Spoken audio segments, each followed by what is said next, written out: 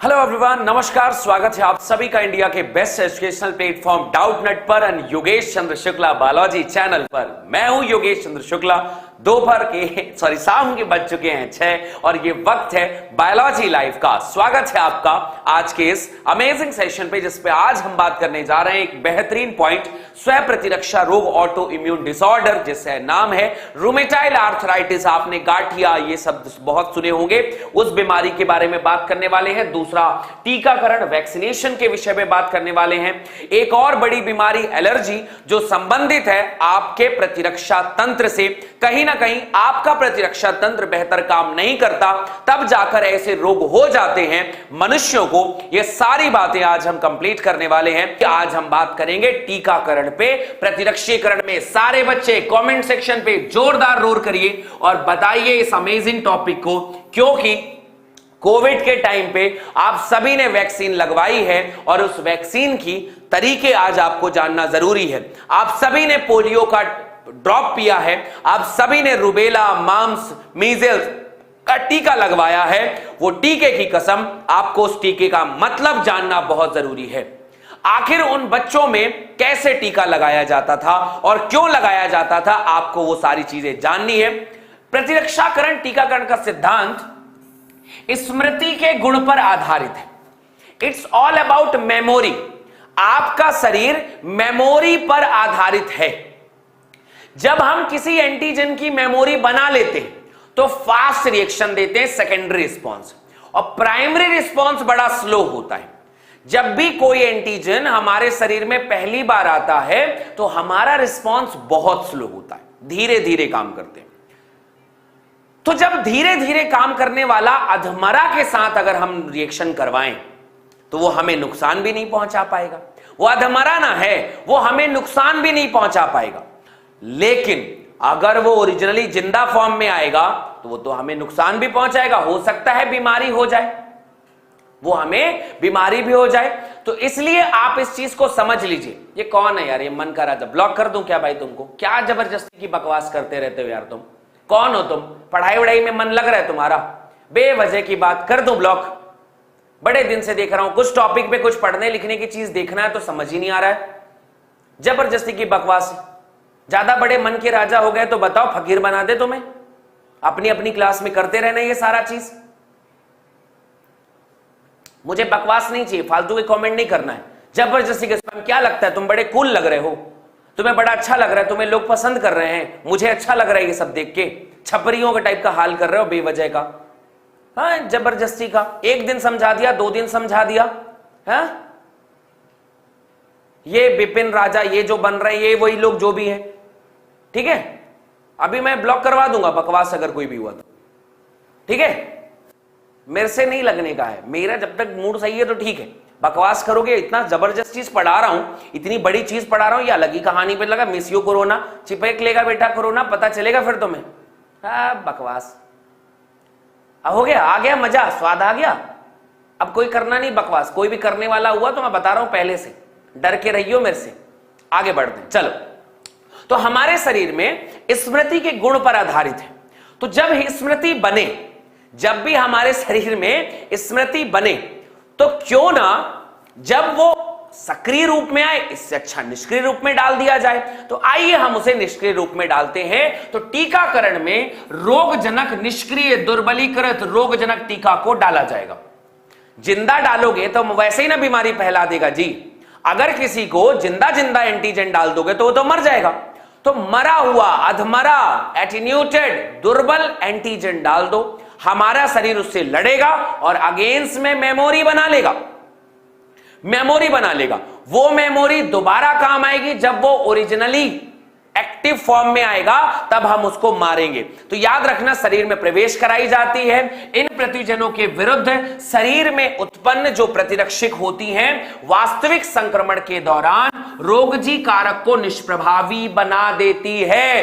Comment section खुला है, बताइए मुझे तेजी से कि यह बात समझ में आ गई है कि पहले से दुर्बल, निर्जीव, मरा हुआ एंटीजन डालने से हमारा शरीर उसके अगेंस्ट में एंटीबॉडी बना लेता है, और यह एंटीबॉडी जब असली रोग आता है हमारे शरीर में तो हमें उसे मारने में मदद मिलती है। टी का स्मृति बी की मेमोरी और टी कोशिकाएं भी बनाती हैं।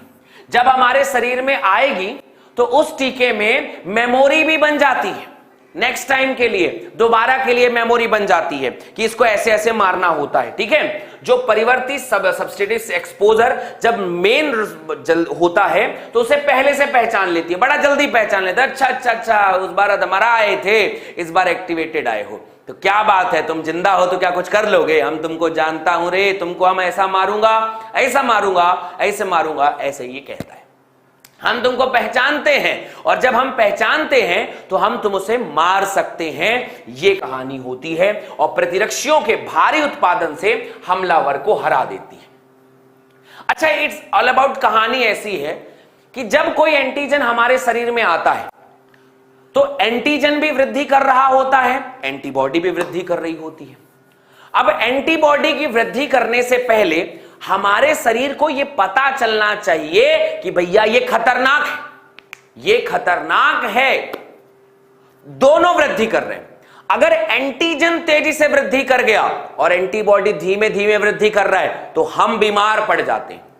अगर एंटीजन के बढ़ने से पहले एंटीबॉडी बढ़ गई बहुत संख्या में, मतलब दोनों की सेना है, एक तरफ रोगी की सेना है, एक तरफ रोग हमारी सेना है, एक तरफ रोग कारक की सेना है, एक हमारी सेना, एंटीबॉडी, एंटीजन अगर तेजी से बढ़ा तो हम बीमार हो जाएंगे और हमको बीमारी होगी।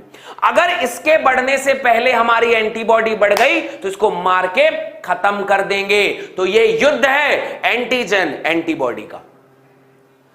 तो इसीलिए हमें पहले से ही एंटीबॉडी तैयार करनी है कि पहचान लो, अगली बार फटाफट इसके बढ़ने से पहले तुम एंटीबॉडी बना लेना, इसके बढ़ने से पहले तुम एंटीबॉडी बना लेना और ये जो है हमलावर को हरा देती है। अगर व्यक्ति किसी अगर मान लो रोगाणुओं से, घातक बीमारियों से संक्रमित हो जाए, अगर कोई व्यक्ति खतरनाक बीमारियों से संक्रमित हो जाता है, उसे संक्रमण हो जाता है, तो उसे फौरन प्रतिरक्षियों की आवश्यकता होती है। अगर तुम किसी खास बीमारियों से लड़ने लग गए, जैसे टिटनेस वाले केस में, तुम्हें बीमारी टिटनेस अगर लगी कि तुमको लग रहा है कि टिटनेस होने वाला है तुमको, अगर तुम्हें लग रहा है कि तुम्हें टिटनेस होने वाला है, तुम फटाफट टिटनेस की एंटीबॉडी, टिटनेस के इंजेक्शन में क्या होता है, सारे बच्चे इस बात को आज समझ लो। क्या टिटनेस के अंदर दवाई होती है, ड्रग्स? नहीं। क्या टिटनेस के अंदर टिटनेस का एंटीजन होता है? नहीं। टिटनेस के टीके में टिटनेस की एंटीबॉडी बनी बनाई होती है, बनी बनाई एंटीबॉडी होती है और उसको दे दिया कि देख यार कब आएगा, कब पहचानेगा, कब मारेगा, इससे अच्छा बना बनाया दे देते हैं ताकि हमारा शरीर उसको मार सके। हम बना बनाया उसको बंदूक पकड़ा दिए कि जल्दी से मार उसको, फटाफट मार, नहीं तो टिटनेस हो जाएगा। तो टिटनेस में तो प्रभावकारी निष्पादित जो बना बनाया प्रतिरक्षी है या एंटीटॉक्सिन है, एक ऐसे निर्मित अवस्था है जिसमें आविष के लिए प्रतिरक्षियां होती हैं, जिसमें विष के लिए प्रतिरक्षी होते हैं। अच्छा, एक और केस आपने सुना होगा वो वाला कि यार किसी को अगर सांप काट देता है ना, अगर किसी को सांप काट देता है तो उससे बचने के लिए सांप के जहर का ही उपयोग करते हैं। आपको पता है कैसे करते हैं? ये जहर को काटता है, वैसा वाला कहानी कहते हैं ना, वो कैसे होता है आपको पता है? देखो, उसे एंटीटॉक्सिन कहते हैं। करते क्या है अपन कि माना यह जाता है कि घोड़ों के अंदर, घोड़े जो होते हैं ना, उन पे सांप के जहर का असर नहीं पड़ता। बोले हैं ये क्या बात हुई, ऐसे कैसे? तो माना यह जाता है कि सांप का जहर जब घोड़े के शरीर के अंदर जाता होगा तो यार तो जहर है, आखिर क्यों असर नहीं कर रहा है? तो असर इसलिए नहीं कर रहा है क्योंकि उसके शरीर के अंदर उसको मारने की क्षमता है। समझे बात को? सीधा सा कहानी है। जस्ट एग्जांपल के लिए अगर एक कोई बहुत बड़ा बॉलर है, जस्ट एग्जांपल के लिए अभी पाकिस्तान का एक बॉलर है ना, शाहीन अफरीदी, बोले बड़ा बड़ा तेज बॉलर है यार, क्या बॉलिंग करता है। किसी ने कहा बहुत तेज बॉलिंग करता है, पहले मैच में सही अच्छी बॉलिंग की, बाहरी तीनों विकेट ले लिया, दाएं दाएं दाएं। दूसरा मैच शुरू हुआ, इंडिया वालों ने बहुत मारा, उसको धागे खोल दिए उसके। तो पहली बार भी उसके अंदर जहर था, दूसरी बार भी उसके अंदर जहर है, पर दूसरी बार हमारे बैट्समैन पहले से तैयार थे। बोले किसी और को दिखाना जाके, समझे। तो दूसरी बार हमारे बैट्समैन ने उनको भारी मारा, मार मार के धागे खोल दिए उनके, समझे। तो अब क्या हुआ, उसके अंदर क्या बॉलिंग करने की क्षमता खत्म हो गई क्या? नहीं भैया, अभी भी उतनी तेज बॉलिंग कर रहा है, लेकिन अब हमारे बैट्समैन तैयार है। तो हमारा जो घोड़ा है ना बाबू, वो घोड़ा तैयार है एंटीजन के अगेंस्ट, जहर के अगेंस्ट में एंटीबॉडी बनाता है। हम जानबूझ के क्या करते हैं कि भैया जहर को, विष को, ठीक है, ये विष जो होता है सांप का जहर है, इसको हॉर्स में डाल दिए। अब जब इसके अंदर डालते हैं तो ये उसके अगेंस्ट एंटीबॉडी बनाएगा। एंटीबॉडी बनाएगा ही ना यार, मारने के लिए उसको बनाना पड़ेगा ही एंटीबॉडी, ऐसा नहीं कि अपने आप न्यूट्रल हो जा रहे हैं। एंटीबॉडी बनाएगा, ये इसके ब्लड में रहेगी। इसके ब्लड से हम सीरम निकालते हैं। आप में से कोई बच्चा अगर ये जानता हो कि सीरम क्या है, तो आपको ये पता होना चाहिए भैया कि ब्लड से अगर हम सेल्स को हटा दें, ज्यादातर एंटीबॉडी बस हम रहने दें, तो उसे एंटीबॉडी सीरम कहते हैं। सीरम निकालते हैं और ये सीरम में क्या होता है?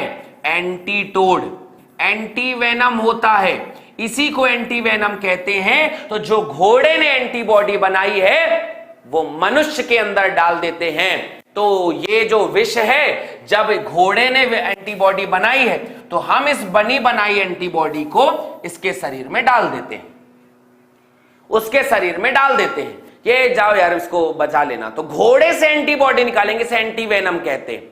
तो जब अगली बार तुमको सांप काटेगा, सांप का जहर तुम्हारे शरीर में एक्ट करे, उससे पहले थोड़ी ही देर में तुम हॉस्पिटल पहुंच जाओ और तेजी से हॉस्पिटल पहुंच के एंटीवेनम लगवा लो।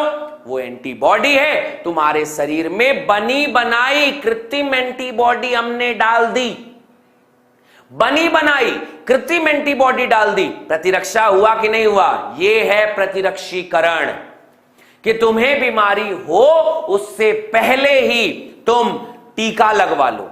तुम्हें बीमारी लग रहा है कि अब होने वाली है, तो तुम उससे पहले उसकी एंटीबॉडी खा लो, ठीक है। कई सारी बीमारियां होती हैं तो देखना पैरासीटामोल के साथ एंटीबायोटिक्स भी दिया जाता है, ताकि तुम्हारा शरीर का प्रतिरक्षा तंत्र मजबूत हो सके। क्या मेरी बात आपको समझ में आ रही है? हाँ या ना कमेंट सेक्शन में तेजी से आंसर होना चाहिए। तो टीके के रूप में सीधे ही दे दिए जाने की जरूरत होती है, कहते हैं कि जाओ ले लो। जैसे सांप के काटे जाने के मामले में रोगी को जो सुई लगती है वो सर्व जीवित विष के विरुद्ध प्रतिरक्षी होते हैं। किसी को अगर सांप काट दे तो उसके अगेंस्ट में जो टीका लगता है, जो विष दवाई देते हैं, असल में वो एंटीबॉडी होती है। अगर आपको टिटनेस होने वाला है, लोहा आज लगा है, तो अगले दिन जो तुम एंटीबॉडी लगवा रहे हो, जो टीका लगवा रहे हो, वो भैया एंटीबॉडी है। क्या है वो? एंटीबॉडी है। बात समझ में आई? कमेंट सेक्शन पे जोरदार रोर होना चाहिए, कह दो yes sir we got it. हमने ये दो बातों को बड़े तहतीन, मतलब एकदम दिमाग से हमने ये बात समझ ली है, हम एग्जाम में लिख भी लेंगे। टीकाकरण के विषय में एनसीईआरटी की लाइन टू लाइन लिखना बहुत जरूरी है, और लिखोगे तो तब ना जब समझ में आएगा। तो समझ आना बहुत जरूरी है कि टिटनेस वाले केस में होता क्या है और टीकाकरण असल में किस चिड़िया का नाम है, ठीक बात है। इस सारी प्रक्रियाओं को हम प्रतिरक्षीकरण कहते हैं, इसे इम्यूनाइजेशन कहते हैं। निष्क्रिय प्रतिरक्षा, रेडीमेड बना बनाया हमें मिल गया। कैसे मिला है मेरे बच्चे? बना बनाया, रेडीमेड मिला है। सो रेडीमेड मिला है, बना बनाया डाला है हमने। कौन कौन से केस में? टिटनेस वाले केस में, और आपके सांप के जहर वाले केस में हम बनी बनाई एंटीबॉडी डालते हैं एज अ टाइप ऑफ निष्क्रिय प्रतिरक्षा। Got my point? बढ़िया है, आगे बढ़ते हैं। आजकल वैक्सीन बनाने का एक और नया तरीका निकला है, जिसे रिकॉम्बिनेंट डीएनए वैक्सीन कहते हैं। जैसे अभी कोरोना आया था तो बहुत लोगों ने तो उसके वायरस का ही उपयोग कर लिया, पर कुछ देश थे, जैसे फाइजर वैक्सीन बड़े सुनने में आ रहा था, स्पुतनिक वैक्सीन बड़ा सुनने में आ रहा था। आपको पता है वो लोग क्या करते थे? स्पुतनिक वाले क्या कर रहे थे कि अब यार वायरस है, उसका प्रोटीन तो बदलता रहता है, वायरस के ऊपर का जो प्रोटीन है वो तो बदलता रहता है, तो एक काम करो उसके डीएनए के लिए बना दो। तो आजकल एक नया जनरेशन का वैक्सीन है जिसे सेकेंड जनरेशन वैक्सीन कहते हैं। क्या मेरी बात समझ में आई? सेकेंड जनरेशन वैक्सीन पुनर्योगस डीएनए रिकॉम्बिनेंट डीएनए तकनीक से कौन सी बीमारी के लिए? हेपेटाइटिस बी के लिए बनाया जाता है। अब कैसे बनता है यह मैं बायोटेक्नोलॉजी में बताऊंगा आपको। सो पुनर्योगस डीएनए रिकॉम्बिनेंट डीएनए टेक्नोलॉजी जैसे जीवाणु और ईस्ट में रोगजनक की प्रतिजनी पॉलीपेप्टाइड का उत्पादन होने लगा है। इस विधि से टीकों का भी बड़े पैमाने पर निर्माण हो रहा है और यह प्रतिरक्षीकरण हेतु टीकों की उपलब्धता खूब बढ़ी है, जैसे खमीर में बनने वाला यकृत शोध बी टीका। ईस्ट का प्रयोग करके हम हेपेटाइटिस बी के अगेंस्ट टीका बना रहे हैं कि अगर तुम हमारे शरीर में टीका नहीं बना रहे हो तो एक काम करो, उस डीएनए को डालो ईस्ट में। उस डीएनए को जो बीमारी फैला रहा है, यार देखो प्रोटीन के लिए तो कोई टीका बन सकता है, प्रोटीन के अगेंस्ट हम टीका बना सकते हैं, डीएनए के अगेंस्ट थोड़ी टीका बनाएंगे। तो हमने क्या किया? सेकेंड जनरेशन वैक्सीन कहते हैं इसको। कौन सी वैक्सीन कहते हैं बच्चे? सेकेंड जनरेशन वैक्सीन कहते हैं। और इस वैक्सीन का उपयोग हम किसके लिए करते हैं?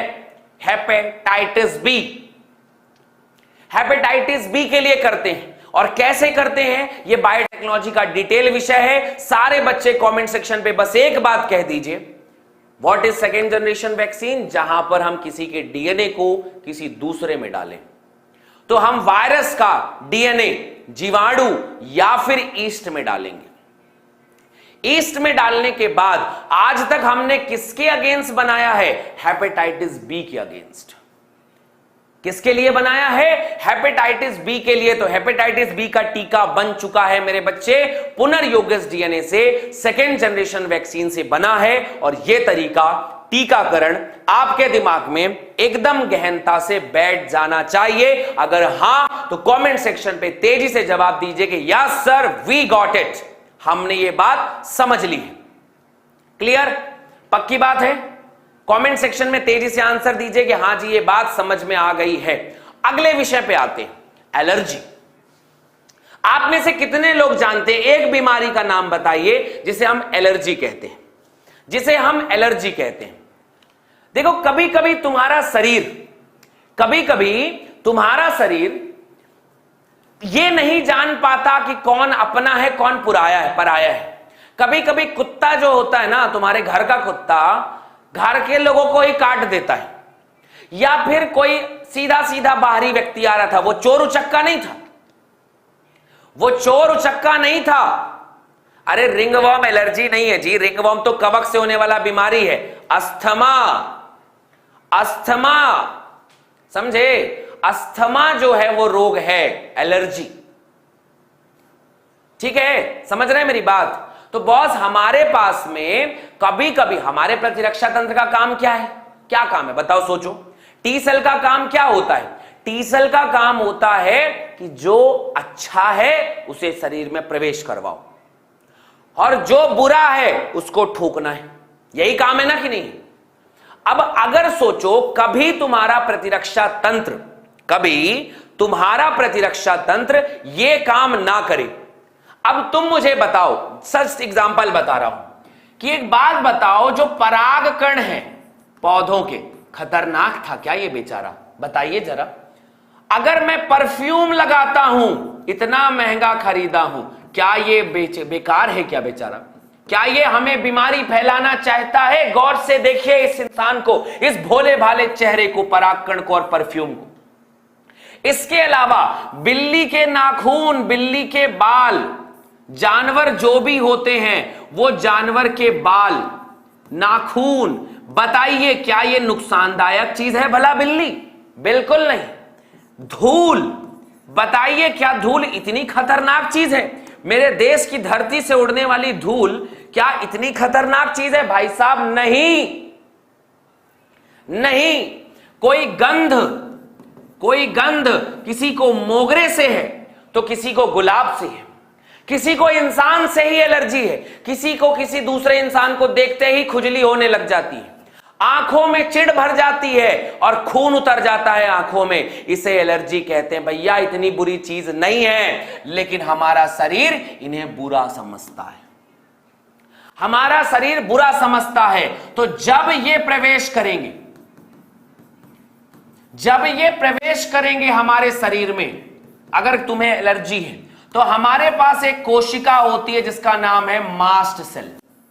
मास्ट सेल कहती है कि मैं आज अपने शरीर को इनसे बचाऊंगी। जबरदस्ती देखो, जैसे जस्ट एग्जांपल काम है, पुलिस का काम क्या होता है? पुलिस का काम यह होता है कि यार जो खतरनाक मुजरिम लोग हैं उनसे समाज के लोगों की रक्षा करना। अब उन मुजरिमों के बीच में तुम्हारा परागकण, परफ्यूम, बिल्ली के बाल, धूल, गंध, ये तो बुरी चीज नहीं है ना बाबू? बुरा है क्या? नहीं ना है। तो ये हमारे शरीर में आया, तो पुलिस वालों को लगा कि ये भी खतरनाक होंगे, ये भी तो एंटीजेंस हैं, बाहर से आ रहे हैं। जब बाहर से आ रहे हैं तो खतरनाक होंगे। हमारे शरीर में आया तो हमारे शरीर का पुलिसमैन है मास्ट कोशिका। कौन सी कोशिका है? कमेंट सेक्शन पे जल्दी बताओ, कौन सी कोशिका? मास्ट कोशिका। मास्ट कोशिका बोलती है कि आज तो मैं ऐसा काम करूंगा या ऐसा काम करूंगी, हमारा शरीर खुश हो जाएगा। प्रतिरक्षा तंत्र शाबाशी देगा कि वाह तूने किनको रोका है, परागकण को तूने आने से रोक दिया, परफ्यूम को आने से रोक दिया, गंध को आने से रोक दिया, बिल्ली के बाल को आने से रोक दिया, वाह क्या काम किया है। ये दो केमिकल रिलीज करती है मास्ट कोशिका, मुक्त करेगी। रोकेगी कैसे? ये मुक्त करेगी कि मैं इसे आज अंदर जाने नहीं दूंगा। तुम्हारा गार्ड तुम्हारे किसी अच्छे दोस्त को ही अंदर आने ना दे, उसे ही गाले भाग जाओ साहब घर में नहीं है, भगा दे। तो क्या रिलीज करेगा? ये रिलीज करता है बेटा हिस्टामिन। हिस्टामिन एक केमिकल है और दूसरे का नाम होता है सेरोटोनिन। सेरोटोनिन और हिस्टामिन, क्यों? हिस्टामिन क्या करेगा? यह है बेटा शोधकारी है। शोधकारी। शोधकारी का मतलब होता है बेटा ये इन्फ्लामेशन करेगा। इन्फ्लामेशन मतलब सूजन। अब यार ये सूजन क्यों करवाना जरूरी है? सूजन क्यों करवाना जरूरी है? तो मान लो बाबू ये रास्ता है और इस रास्ते से एंटीजन होकर जाते हैं, तो एक काम करो, इस रास्ते को थोड़ा सा फुला दो। रास्ते के अंदर हो गई सूजन, तो एक बात बताओ बबुआ, जब इतना सूजन हो जाएगा रास्ते के अंदर तो एंटीजन कम अंदर जाएगा ना। इस रास्ते को देखो, रास्ते में देखो एंटीजन ज्यादा जा रहा है, धूल अंदर ज्यादा जा रहा है और यहां से एंटीजन की संख्या फंस जाएगी, इसे सूजन कहते हैं। हिस्टामिन है, हिस्टामिन क्या करता है? सूजन करता है। दूसरा कौन है? सेरोटोनिन, इसे हम कहते हैं वासा संकुचक। बच्चे कहेंगे वॉसो कॉन्स्ट्रिक्टर। करना क्या है बंधु? ये हमारा रास्ता है। जस्ट एग्जांपल, हमारा रास्ता है, एंटीजन जाते थे आते थे, आते थे जाते थे, उसने इसका संकुचन करवा दिया। जो रास्ता इतना चौड़ा था उसका संकुचन करवा दिया। बताइए एंटीजन अंदर जाएगा क्या? बताइए परागकण अंदर जाएगा क्या? बताइए अंदर कोई जाएगा क्या? जल्दी से बताइए मुझे कमेंट सेक्शन पे कि दो chemical histamine and serotonin, histamine and serotonin जो होता है, समझ रहे हैं बॉस? ये दो रोग होते हैं, इससे हिस्टामिन सेरोटोनिन मुक्त हुआ और एक ने सूजन कर दी और एक ने संकुचन कर दिया, रास्ता ब्लॉक कर दिया, गेट बंद, अंदर नहीं जाने देंगे, नहीं जाने देंगे कह दिया। हमारा शरीर बोला, ये सोचा बड़ा शाबाशी देगा, हमारा शरीर बोलेगा वाह वाह मेरे शेर क्या काम किया है तूने, तूने परागकण को रोक के क्या काम किया है, तूने परफ्यूम को रोक के क्या काम किया है, तुमने जानवरे के बाल को रोक के क्या काम किया है, तुमने धूल और गंध को आने से रोकने के लिए क्या काम किया है। फिर हमारा शरीर बोलता है ए बेवकूफ आदमी, ये उतना खतरनाक चीज नहीं था, तुम पूरा श्वास नली को ब्लॉक कर दिए, तुम पूरा श्वास नली रोक दिए, सांस कहां से लेंगे बेवकूफ मत आदमी, जो भी कहेगा इसको, सांस कहां से लेंगे? सांस ही नहीं आती, छींक आने लग जाती, इसको निकालो निकालो निकालो निकालो, ओवर करेगा हमारा शरीर। इसीलिए इसे एंड हमारे शरीर का प्रतिरक्षा तंत्र का ओवर रिस्पॉन्स कहते हैं। क्या कहते हैं? ओवर रिस्पॉन्स कहते हैं। ये इतना रिएक्शन नहीं देना था, ओवर एक्टिंग करता है बहुत। 50 रुपए काटो इसका। ये प्रतिरक्षा तंत्र की ओवर एक्टिंग कर रहा है। जिसको बचाना था उससे बचाया नहीं, और जिससे उतना खतरा नहीं, जबरदस्ती का ब्लॉक ऑफ कर दिया। सांस कहां से लेंगे जी? सांस नहीं लेते बनता। अस्थमा जब होता है ना भाई साहब, सांस नहीं आती, लगातार छींक, नाक बहेगा, मुंह बहेगा, कान बहेगा, नाक से इतना नाक बहेगा कि पूछो मत। ओवर एक्टिंग करता है पूरा ये। तो इसलिए याद रखना, ये है भैया एलर्जी। क्या है एलर्जी? फिर से बताता हूं, ध्यान सुनना कि आपके साथ कितनी बार ऐसा हुआ होगा कि जब आप कहीं नई जगह जाओगे तो बिना किसी कारण के छींकना, घरघराहट और दिक्कत होने लग जाता है। होता है कि नहीं होता है? खुजली होने लग जाएगी, खुजली होने लग जाएगी, छींक आने लग जाएगी। एसी चालू कर लो तो छींक आने लग जाएगा, गर्मी ज्यादा हो तो छींक आने लग जाएगा, धूल उड़ता रहेगा तो छींक आने लग जाएगा। तो जब उस जगह से लौट आओगे तो ये लक्षण अपने आप गायब हो जाए। एसी बंद कर दो, लक्षण अपने आप गायब हो गए। क्यों? पर्यावरण में कुछ ऐसे कण हैं जिसके प्रति संवेदनशील हो जाता है कोई कोई इंसान। हालांकि ये किसके साथ होता है पता है? जो ज्यादा थोड़ा सुकुमार उकुमार टाइप के लोग नहीं होते हैं बचपने में, उनके साथ है। इसलिए बचपने में बच्चों को बढ़िया धूल ऊल बढ़िया बढ़िया खेलने देना चाहिए। कीचड़ ईचड़ जो भी है, खेत वेत में जा, घूम क्या, जी ले अपनी जिंदगी, एलर्जी नहीं होती ऐसे। जो बच्चे ज्यादा सुकुमार दवाई अवाई खा के ज्यादा ऐसे रहते हैं, उनमें एलर्जी ज्यादा होती है। इसलिए देखना, कोई बड़ा आदमी दिन भर एसी में रहता है, धूप में निकलेगा जल जाएगा। यहां धूप में हमारा किसान दिन भर खड़ा होता है, कभी नहीं चलता। हम कभी पानी में 1 घंटे खड़े हो जाए, हमारे पांव में जो है छाले वाले पता नहीं क्या क्या पड़ जाएगा। हमारे किसान भाई जो हैं, हमारे माता पिता खुद भी इतने किसान ही हैं, तो यार वो खेत में खड़े रहते हैं, वही वही काम बार बार कर रहे हैं। कोई बड़ा आदमी है, वो थोड़ा बहुत गंदा पानी किसी कहीं का पी लेगा, उसे बीमारी, इंफेक्शन, ना जाने क्या क्या हो जाएगा। हमारे यहाँ आए दिन जो है कुएं से निकाल निकाल कर वैसी सादा पानी पी रहा है, नदियों का पानी पी रहा है, तालाब का पानी पी रहा है, कुछ नहीं हो रहा है जी। ये बात सही है। तो ये इससे याद रखना, लक्षण होते हैं। ये किसके लिए भी हो सकता है? पराग के लिए हो सकता है, चिचड़ी यानी माइट्स वगैरह के लिए हो सकता है, एलर्जी के कारण बन सकते हैं, जो भिन्न भिन्न जगहों पर भिन्न भिन्न हो सकते हैं। हर जगह ये अलग अलग होता है, हर जगह ये अलग अलग प्रकार का होता है। और इन प्रतिजनों के प्रति प्रतिरक्षा तंत्र की अतिरंजित मतलब ओवर रिस्पॉन्स। आपके प्रतिरक्षा तंत्र का ओवर रिस्पॉन्स हो रहा है बाबू, ऊपर रिस्पॉन्स हो रहा है, इसे हम एलर्जी कहेंगे। एलर्जी है ये।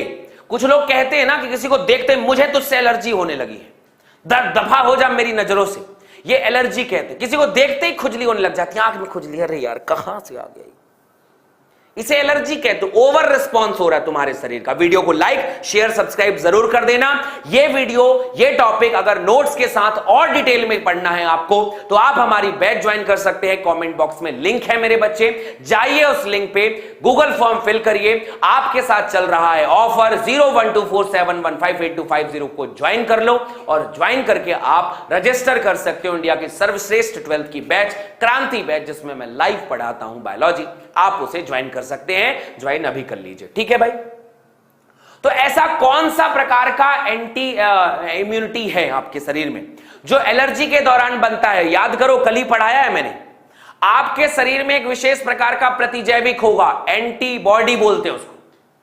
एंटीबॉडी वो कौन से प्रकार की होती है? आईजीई प्रकार की एंटीबॉडी आपके एलर्जी के अगेंस्ट रिएक्शन करती है। आईजीई क्या होता है? आईजीई कहते हैं। एंटीबॉडी का नाम क्या है? जो एलर्जी के दौरान काम करता है उसका नाम है आईजीए। एलर्जी के दौरान धूल की चिचड़ी, पराग, प्राणी, लघुशल्क, डैंड्रफ आदि जो है ये हमें नुकसान पहुंचाता है। आईजीई एंटीबॉडी है ना भैया, मैंने कल पढ़ाया था ना आप लोगों को पढ़ाया था ना आईजीई एंटीबॉडी। आईजीजी जो होता है वो प्लासेंटा से जाता है, आईजीए जो है कोलोस्ट्रम में होता है। आईजीई एक एंटीबॉडी का नाम है, इम्यूनोग्लोबुलिन एप्सिलॉन, ई का मतलब है, और वो एंटीबॉडी एलर्जी के दौरान आपके शरीर में अभिक्रिया करवाता है। रिएक्शन क्या होता है? छींकना, पनीली आंखें, वाट क्या होता है, आंखों से लगातार पानी बह रहा होगा, एकदम पानी निकल रहा होगा, आंख बार बार गीली हो जा रही होगी, बहती हुई नाक, नाक बहता हुआ रहेगा, लगातार रनिंग नोज, नाक से पानी गिरता रहेगा, ठीक है। इसके अलावा सांस लेने में कठिनाई भी होती है, लगातार सांस फूलने लग जाती है भैया। जब ये कठिनाई होती है तो ये क्यों होती है? क्योंकि एलर्जी के दौरान मैंने आपको बताया मास्ट कोशिकाएं हिस्टामिन और सेरोटोनिन रिलीज करती हैं। ये एनसीईआरटी पढ़ाने से पहले ही मैंने आपको बता दिया है कि ये जो आपका केमिकल है, ये जो आपके शरीर में आया है केमिकल, ये सेरोटोनिन और हिस्टामिन रिलीज करता है और इसकी वजह से आपके शरीर में जो है वो रोगी संभावित एलर्जनों के लिए निकलने के कारण होता है। और इसके लिए क्या करना चाहिए, क्या उपाय है बताओ? क्या उपाय है कि अगर किसी को एलर्जी से बचना हो तो क्या करना चाहिए? तो अगर आपको किसी खास चीज से एलर्जी लग रही है तो उसकी थोड़ी सी मात्रा आपके शरीर में प्रवेश करवा देनी चाहिए, थोड़ी सी मात्रा, ताकि आपका शरीर समझ ले कि आपको इससे प्रॉब्लम है और आप उससे दूर रहो। जैसे लोग बाल में कलर लगाते हैं तो कहा जाता ना कि कलर लगाने से पहले थोड़ा सा हाथ में ऐसे यहां पे लगा लिया करो। लोग मेहंदी लगाते हैं, आपको पता है आजकल जो इतनी खतरनाक खतरनाक प्रकार की मेहंदी जो हाथ में लगाते हैं हिना, वो नुकसान भी बहुत करती है, उसमें केमिकल भी होता है, बहुत लोगों को एलर्जी कर देता है, वो पूरा एरिया सूज जाएगा पूरा। तो जब भी कभी मेहंदी लगाओ, जब भी कभी बाल कलर करवाओ, जब भी कोई नया केमिकल लगाओ, नया फेस वॉश लाओ, नया शैम्पू लगाओ, थोड़ा सा निकाल के उसको लगाने से पहले अपनी त्वचा में हल्का सा लगा के देखो, थोड़ा सा लगा के देखो। अगर अच्छा चल रहा है, ज्यादा चिड़चिड़ापन नहीं हो रहा है, लाल नहीं कर रहा है, खुजली नहीं हो रही है, तब उसे लगाओ, अगर अन्यथा लगाने की जरूरत नहीं है। आजकल दुनिया भर के फेस वॉश वगैरह, क्रीम वीम, ना जाने क्या क्या आता है, वो सब तुम चेहरे पे लगाओगे, खुजली हो रही है, पूरा शरीर जो है वो चेहरे को लाल कर देगा, पूरे चेहरे को लाल कर देगा। भाई साहब बच के रखना है, समझ रहे हैं मेरी बात को? ये एलर्जी होती है। तो इसको ठीक कैसे किया जाए? अब इसको ठीक कैसे किया जाए? अगर किसी इंसान को एलर्जी हो रही है, बार बार छींक आ रही है, तो आपने देखा होगा कि अस्थमा एक तो फुफ्फुस वाला पंप आता है, अस्थमा का एक फुफ्फुस वाला पंप आता है, लोग ऐसे फुफ्फुस मारते हैं और अस्थमा ठीक हो जाता है। पता है कि नहीं पता ये बात? ठीक है, तो उससे कैसे होता है? ठीक है, उसे कैसे होता है? तो वो जो कहानी है उसमें हम दो केमिकल डालते हैं, हिस्टामिन सूजन करवाता है, प्रतिहिस्टामिन डाल दो। हिस्टामिन जो है सूजन करवाता है, एक काम करो एंटी हिस्टामिन डाल दो। वीडियो को लाइक भी कर दो, शेयर भी कर दो फटाफट यार, कहां इतनी बड़ी बात पढ़ा रहा हूं। एंटी हिस्टामिन और एड्रेनलिन ये दो स्टेरॉइड जैसी औषधियां हैं, इन तीनों को लोगे तो थोड़ी देर के बाद आपको वो खुजली, आपको थोड़ा ये सब परेशानी कम होने लगता है। समझे? एलर्जी का ट्रीटमेंट क्या है? एंटी हिस्टामिन, एड्रेनलिन नामक हार्मोन से एक होता है और कुछ स्टेरॉइड, इनकी दवाइयां शरीर में डाल दी जाएं तो एलर्जी थोड़ी देर में कम हो जाती है। बात समझ में आई? क्या हो जाती है? एलर्जी कम हो जाती है। जो नाक से नाक बहता है वो कहां से आता है? हमारे शरीर में कोशिकाएं होती हैं म्यूकस की, उसी को माल्ट कहते हैं, म्यूकोसल एसोसिएटेड लिम्फोइड टिश्यू। वो हमारी सुरक्षा के लिए आता है, वो हमारी सुरक्षा के लिए आता है। तो ये सारी चीज जरूरी है। तो आधुनिक फल जीवन फल स्वरूप के जो है ये घटी है हमारी प्रतिरक्षा तंत्र और संवेदनशीलता बढ़ी है। जो आजकल का जो जीवन चक्र है, जो लोग जैसे जिंदा रहते हैं, इन सब चीजों से बीमारियों का तरीका बढ़ा है। नहीं, सोच के देखो, 8 से 40-50 साल पहले ना बेहतरीन साबुन था, ना निरमा था, ना सैनिटाइजर था, ना मास्क था और ना बीमारी थी, ना एलर्जी था, ना परफ्यूम था, ना फेस वॉश था, फिर भी लोग सुंदर थे। अब फेस वॉश आ गया, शैम्पू लगता है भाई साहब, पहले मिट्टी धोते थे लोग, फिर शैम्पू आया, फिर दवाई कंपनी वालों को समझ रहे हो, अब सिर्फ शैम्पू से नहीं कंडीशनर भी लगाना पड़ेगा, फिर कंडीशनर नहीं उसके बाद ड्रायर भी लगाना पड़ेगा, उसके बाद ना जाने और 10 क्रीम होता होगा, मेरे को नहीं पता। सुंदर होने के लिए अब सबसे पहले तुम साबुन मिट्टी से नहीं, तुम पानी बस से नहीं, साबुन लगाओ। फिर पता चला साबुन तो जो है वो यार चेहरे पे नहीं लगाते हैं, तो चेहरे का फिर अलग से फेस वॉश बना दिया। फिर बोला ये फेस वॉश नहाने से पहले है, नहाने के बाद क्या लगाओगे? Cream, fair and lovely, fair and lovely लगाओ। फिर फेयर एंड लवली बोले नहीं नहीं नहीं, ये तो लड़कियों की अलग है, लड़कों की अलग बनाओ। तो लड़की वाले लड़का नहीं, लड़की वाले लड़के नहीं लगा सकते, तो लड़कों का अलग से बना दिए। फिर पता चला कि नहीं नहीं, उसमें लेजर टेक्निक नहीं था, फिर उसमें लेजर टेक्निक डाला भैया, तब जाके इंसान गोरा होता है। फिर पता चला अल्ट्रा वायलेट ये वाला भी होना चाहिए उसमें। फिर ऐसे कैसे? उसमें प्राकृतिक जड़ी बूटियां अलग से मिली हैं, ये तुम्हें ज्यादा गोरा करेगा। तो क्या पहला वाला ज्यादा गोरा नहीं कर रहा था? तो तुम क्या पहले वाले हमको बेवकूफ बना रहे थे? अब वाला ज्यादा गोरा कर रहा है तो पुराना वाला क्या कर रहा था? समझ रहे हो? फिर शैंपू बस नहीं भैया, शैंपू के साथ अब कंडीशनर भी लो, तब जाके बाल ठीक होंगे। समझ रहे हो? ये टेक्निक होता है बाबू, ये टेक्निक होता है। यही है जिंदगी। धीरे धीरे जैसे जैसे तुम्हारी सुविधाएं बढ़ती चली जाएंगी, तुम्हें चीजों की जरूरत बढ़ती चली जाएगी, और जिसकी जरूरतें कम है वही बाजीराव सिंघम है। तो जरूरतें कम होनी चाहिए। गांव के लोग आज भी भैया चेहरा 4 दिन नहीं धोंगे तब भी उतना ही चमकता चेहरा। अपने दादाजी को देखना कभी, मेरे दादाजी के अंदर वो ग्लो था जो मेरे अंदर आज नहीं है। मृत्यु के कुछ समय पश्चात तक भी चेहरे पे कभी ऐसा साबुन आबुन लगा के बहुत नहीं पोते होंगे, लेकिन चेहरा हमेशा चमकता रहता था। वो उस समय का एज था। समझ रहे हैं? ये कहा, ये कॉन्सेप्ट होता है। अब हमारा शरीर, अब हम फेस वॉश भी लगाएंगे, क्रीम भी लगाएंगे, फिर पाउडर। अरे भैया इतने से भी काम नहीं चलेगा। अगर आप जीवन में महिला हैं तो आपको ना जाने क्या क्या फाउंडेशन, फलाना ढिमकाना सब लगाना पड़ेगा। और पहले की महिलाएं बस हो गया बेचारी, पाउडर लगा लेती थी, पॉन्ड्स तो हो जाता था, सुंदर दिख जाती थी, होता था ना। यही कहानी है भाई साहब। दुनिया घेरी जा रही है आपको, इधर से उधर, एक से काम नहीं चलेगा। जैसे ही आप एक चीज समझेंगे तो पता चलेगा क्लिनिक नहीं, क्लिनिक प्लस। फिर पता चलेगा नहीं, क्लिनिक प्लस अब बाल को लंबा नहीं कर रहा है, क्लिनिक अल्ट्रा प्लस। फिर अल्ट्रा के ऊपर अल्ट्रा, अल्ट्रा के ऊपर अल्ट्रा आता जाता रहता है, और जीवन में ऐसे ही नए नए शैंपू आते रहते। फिर पता चलेगा नहीं, हर्बल शैंपू चाहिए अब हमको। पहले टूथपेस्ट में नमक होना चाहिए था, फिर नींबू नमक दोनों होना चाहिए था। फिर नहीं नहीं, लौंग, इलायची, अदरक, धनिया पाउडर, मिर्ची ये होगा तब जाके तुम्हारा दांत साफ होगा। पहले के जमाने के लोग राख घिस लिया करते थे, दातून कर लेते थे, दांत साफ।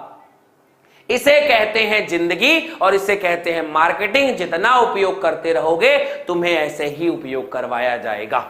समझे बात को? बस ऐसे ही है, बस यही जिंदगी है, ऐसे ही चलता रहता है। इसलिए भैया आजकल का जो जीवन है उसके कारण संवेदनशील बड़ी है। जो महासागर में रहने वाले, महानगरों में रहने वाले जो लोग हैं, जो बच्चे हैं, उनमें ज्यादा बीमारियां, क्योंकि वो छुई मुई फूल कुमारन, फूल कुमारी हो चुके हैं।